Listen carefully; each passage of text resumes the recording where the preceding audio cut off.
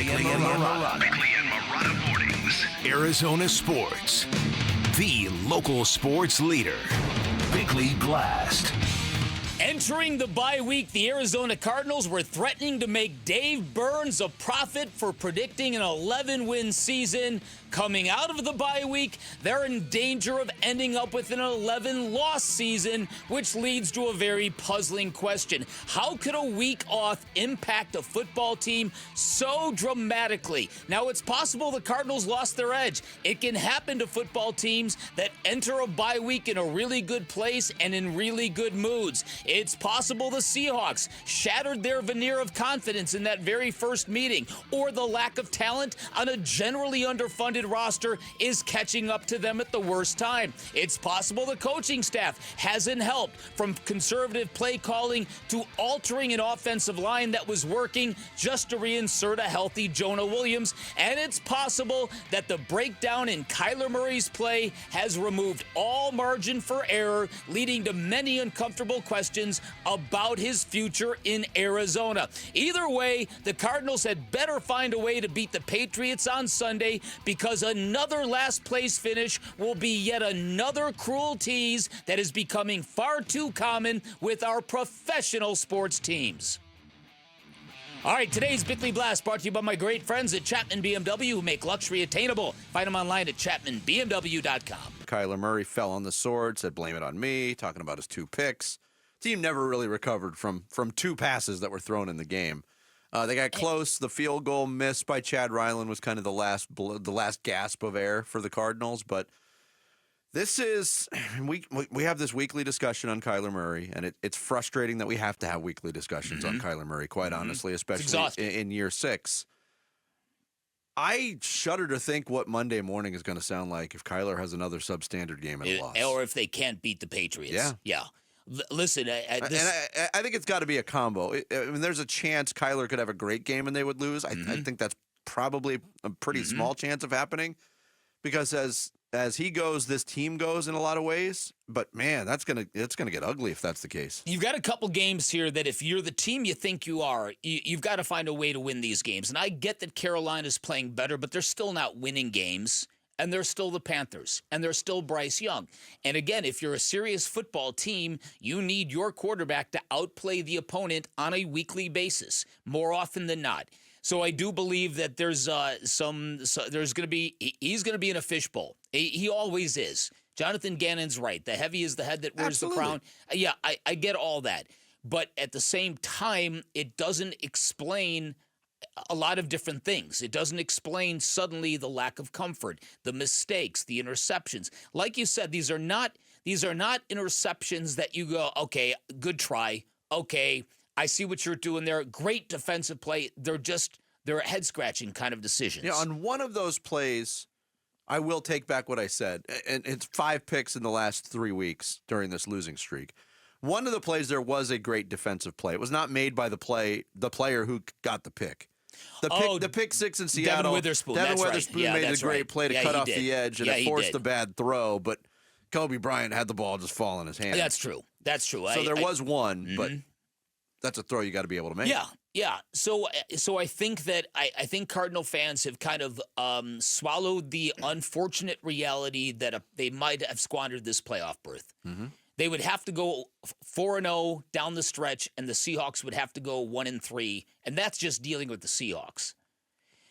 So, and you've got a couple of games here. That game against the Rams, this is the team you pasted early in the season. That game scares me. I don't know what to think about the 49ers, but again, I think if this team can't at least package a winning record going into year 3, it's going to bring up a lot of questions we didn't think we were going to be dealing with 3 weeks ago.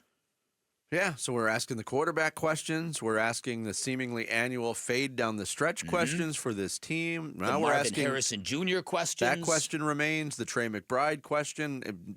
And Drew Petzing came out too and asked again, did Seattle do anything to take Trey McBride out of the game on Sunday? No, I don't think so. I didn't feel that way throughout the game. I think It's funny, like I didn't even, until someone said it, it didn't really occur to me. The ball was kind of going different places based on the look, the read, the call.